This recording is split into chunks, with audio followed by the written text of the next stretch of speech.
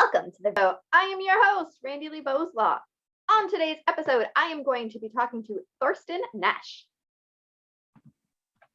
Welcome, Thorsten. I'm so excited to have you on the show. I'm excited to be there. Thank you. So tell us a little bit about yourself. Well, I'm 10 years. I was a full-time author, traditional published in Germany. That's my home country, and currently live in Lethbridge, Alberta, Canada. I'm Canadian too. Yeah. In Ontario, though. Yeah, I checked that. Yeah, nice. Yeah, yeah. I do look up, like who I talk to at least. Like, Yeah. I want to know a little bit about the people. I'm generally interested in where I'm showing up, and Yes. podcast is called Ride or Die. I have to look up, right? Yep. So yeah, and I made the switch from my first language to the second language. I have one book published with a co-author in Ontario at my Wensi house. I wrote the book together, My Totem Came Calling, with a colleague in Zimbabwe, Blessing Muzariri. Cool. So that was my first English collaboration, and currently I'm working on a dystopian novel where I got the funding literary arts grant of the Alberta Foundation for the Arts. Cool. That is very cool. So what made you move to Canada?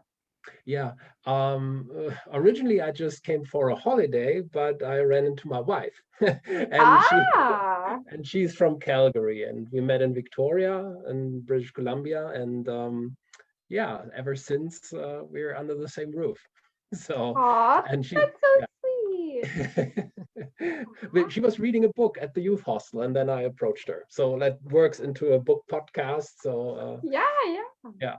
That is amazing. I love stories like that. Yeah, no, really fortunate. And we lived in 1 year in Calgary and 4 years in Victoria, and then 10 years in Germany. And since 6 years, I mean, the time lately goes a little slower.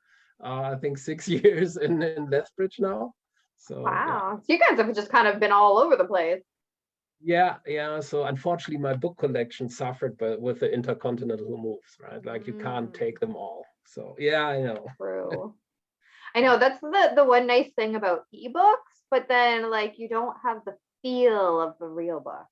And yeah, I don't have the feel, and I like ebooks, especially for research, funny enough, Really? but yeah, because then you can kind of search function and check. Oh, that's true. Yeah. So I used it for that. But the haptic books, I really in a good book, I write into that, right? Like I write with pencils, and the better the book, the more is in there. So. Yeah, exactly. Awesome. So, well, you've researched the show, so you know all about what I'm going to ask. Mental health. Yeah. Start at whatever beginning point you want to start at and share with us a little bit about your story. Yeah, it has to do with writing. So I start a little bit earlier, like when so I'm from a family, it's a non-academic family, but I was allowed to read and all that other jazz, and I had a great childhood and yada yada. But writing in itself wasn't a career choice per se. Not that it was forbidden, but it just wasn't in the blue collar world that is something people can do, right? Yeah. So, but I started writing when I stopped playing with toys, like literally 1 week to the next. Oh, wow. I needed this other outlet, I guess, now in retrospective, to channelize my fantasy for the lack of, so I read a lot at the time, and I was just, what am I going to do now instead of playing with Lego or Playmobil and all the other things? And I started writing my first novel, my first little short story, right? So, and that continued during high school, right? And afterwards, of course, like, you have to work something real, right? Like, so that's what it was. And so I went to the public health insurance for the public health in Germany. Okay. So, and I worked there for 3 years. It's a very nice, comfy 9 to 5. It's a legal job. I had nice colleagues, so there was no bullying or whatever. Okay. But yeah. So, but after 1.5 years, I was like, I don't know. Yeah, I got into the habit to have a couple of beers at the end of the day, and more, to the point that you think like, okay, in the next morning, the colleagues were saying like, hey, young guy, good party yesterday night, right? And that was more and more often because I had a breath like I had a party, what wasn't Oh, really the case. So, and in my mind, it was literally, okay, what I'm gonna do is, no, I'm not stopping the drinking late night. I start in the morning because they smell it anyway, right? So I had it oh, for breakfast, right?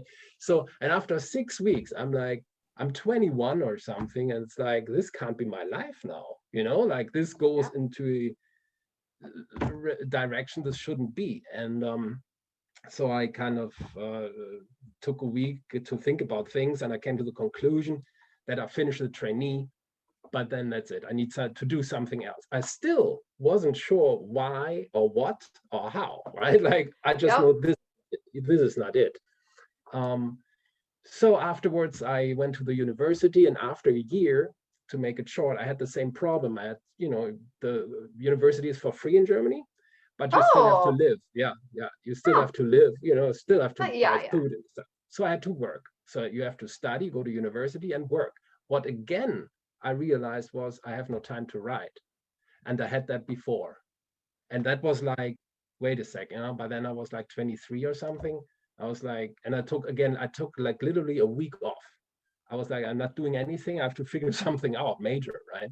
Yeah. um and that was when I decided against the university, and I decided to work to buy myself time to write, because that was in the focus. So I didn't have the dream to ever be able to live off it, Mhm. but I made this decision to donate my life in this kind of bohemian at the point lifestyle, Yeah. to say a job, I buy time and I can ride, and it felt great.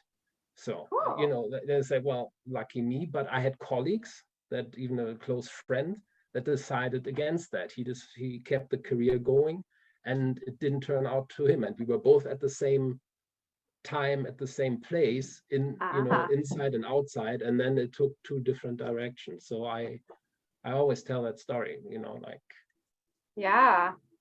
So what were you thinking or what were you feeling at the time that you started drinking? yeah, and I probably not much, actually. That's the thing, right? Like, it doesn't, you don't say like, okay, I like my beer, still, but not to the point that I don't do anything. And you know um it's like, in retrospective, definitely, like years later in my late 20s, when I look back at the time, I was like, yeah, I wasted my day with something that had nothing to do with me, like nothing, right? And by the end of the day, my energy level was just so low, there was just not much else to do and listen to good music and have a beer. And uh, but that can't be your life decision for, So it was sort unfortunately of for, like a soul sucking job for you? yeah, yeah, for me it was. I mean, it was really, like I say, it shouldn't, it definitely wasn't probably for anybody else, right? It's one probably of the best jobs you can have if you work in an office. But the mere fact that I was gone, right? That I disappeared, right? Like, um, but I couldn't word of put that in a phrase back then. Definitely not. I just knew something was wrong. This can't go on forever. Yeah, Mhm. yeah. So what kind of coping strategies or skills did you learn to try and help you come out of that? I think the first one was the decision to change my life. And that was like 1.5 year into that. In Germany, you have a 3-year trainee. So you work Oh, at the job. And after 1.5 year, it came to this, right? And I was like, okay, what am I going to do, right? Like, so, but I was not the person that quit right away. I swear, many would. You probably would have just quit the job and run, right? yeah, I So, probably would have. right? So, and I was raised, what you start, you finish, right? That Yeah. has good and has bad endings, but I said, like, I finished this, but just the decision itself gave Oh, help, to say like, okay, there's this end. In a year yeah. from now on, I will say, I'm sorry, but this is not for me, and I'm glad for the time. So that was the first change, was the change of the course, even like it wasn't the next day. You know, to maybe one more example, what I'm talking about is like, Yeah. well, I worked with the public, so I had a suit, right? Like all, tie and Yeah, everything. looking good. Yeah, Snazzy. right? Like little car outside, you know. Yeah. So, but what happened in spring and summer was I literally walked out of the office. I went to the car that was parked in a public street, okay? I, I undressed myself to the underpants and got shorts and t-shirt on. I had to get out of my clothes right Wow. away. I didn't even drive home. You see? Wow. Like you couldn't even wait to just No, shed the not you-ness. it's unbelievable. Like I said, in retrospect, I was like, why did I not just run, right? But that's how it was, and not one day. That was an every day, right? Like I was just like, yeah, Wow. I don't think I'd want to strip down to underwear in the middle of the street.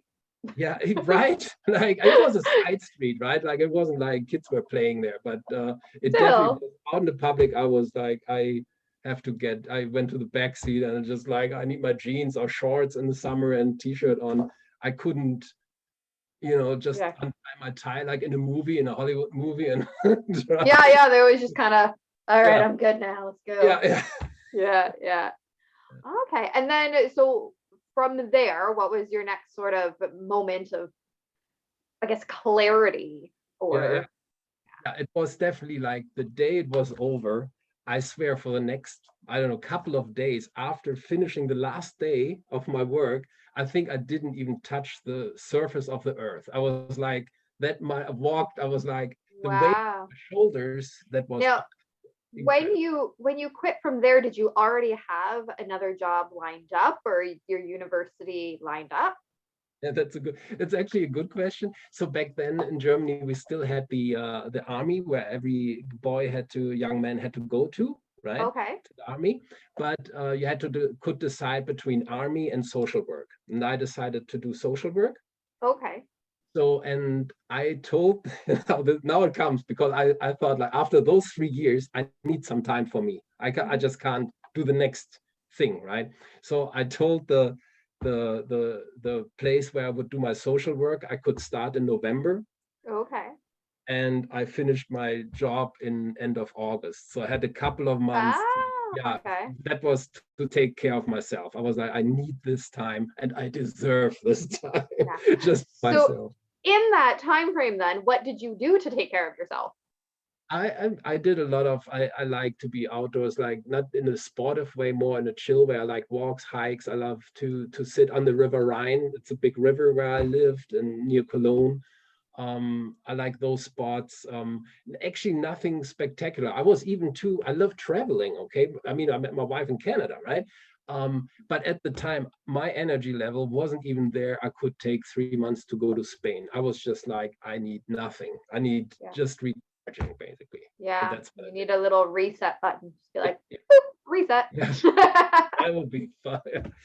Could you imagine if people actually had a reset button? Oh, I'm feeling so drained. Boop. Oh, I'm good again.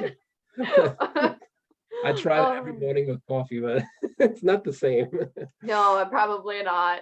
That's what I'm picturing. Everybody just like booping themselves in the nose to Yeah, all reset. the time. It's like tick, tick, tick, tick. Yeah, exactly. It's not working. All right. So then you went to university. How long were you there for? Yeah. So the social work was like a year, and then that was over, and then I had my university lined up. Okay. And I went there, and it was, I had some money saved, so the first semester was fine, but then in the Okay. second semester I was like, yeah, I should look for a job if I, like I need some money to get by, Yeah. obviously. Need some And then food in all of your a belly. yeah. And then it was really like the curtain literally opened, like having that same situation that I had like 2 years before when I made the decision, like, and I was like, I was here before and I didn't like that. And I enjoyed then doing social work and starting more writing again. And, like that grew then again. And at that point I was like, oh, then I can't come home on Thursday and write my little short story another page or something. And I was like, this is weird, right? Like, I mean, there was no role model for me. I did not know any author, like a friend of mine was writing as well, but that was it. Yeah. And yeah, so that I think that always helps. In Germany, I went to, I don't know, 1,000 schools, right? I talked to middle school and high school exactly also about this, right? Like where I said, like, I never had an author at my school. It's like Yeah. I did not know this was an option. These are like other people that write these great books that I loved, right? And Yeah.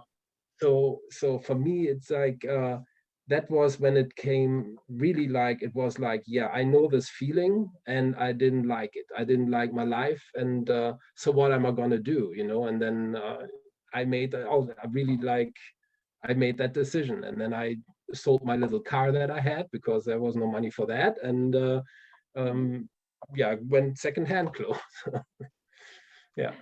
Okay. With and for me, I always say it was a lifestyle decision because as an author, or as an artist in general, you can't expect like, in 5 years I live of it, right? That doesn't Yeah. work. So I, for myself, made the decision I probably work jobs for the rest of my life to allow myself to write, and I never regretted an hour. Well, that's good. So you found your passion and you were willing to do what needed to be done Yeah, in yeah, order to pursue that. yeah, definitely, yeah. That's so awesome. And then you came to Canada for vacation and got hitched. Yeah. I interviewed somebody else a little while back, and she left from, I think she was from the States, but she went to Israel and met her husband there. But it was just Yeah, a vacation, right? Just a yeah, exactly. vacation. And 10 years later, so it's just so funny that I didn't realize how often that really does happen. Yeah, it does. And then I mean, now it's like, well, I did those travels every year, but it never happened before. And you're not prepared to that moment, right? Like you always meet people, especially if you go Yeah. youth hostel and camping and all that stuff, and you hang out, and then you keep on traveling on different routes, and you lose contact. And this time not.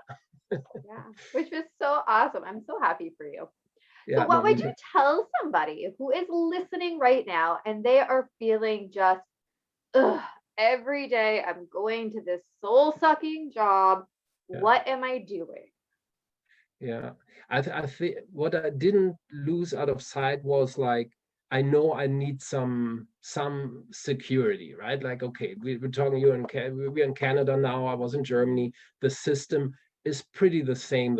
Let's say public health care. I still could go Oh, to okay. I still could go to my dentist and to the doctors. I didn't risk the base of my human life, literally. Okay, that's good. Yeah, so that plays into that decision, so but yeah, if you are in one of those countries where it's like, what is the word that was literally, what is the worst that can happen to me? It's like, yeah, I'm on welfare, but I have a roof over my head, because in Germany you have a right to a roof over your head after 2 weeks of living in a shelter, for example. So that Oh, is, okay. yeah, so that is a guarantee. So that would meet me, meaning rock bottom. So, and that was like, yeah, I'm willing to risk that over where I was going, right? Where I know, like, I'm not getting old that way. And Yeah. what would I, so if you're in a situation where it's like, I would do this, what do I really need? Exactly. Okay. When I say I got rid of my little car and I decided again for secondhand clothes, for example, I didn't I think the important thing is that you don't crave things that you have to drop for your lifestyle, because then that eats on you. For me, I never cared. I didn't have a car for 20 years. I Oh, still yeah. buy secondhand because it's just more fun.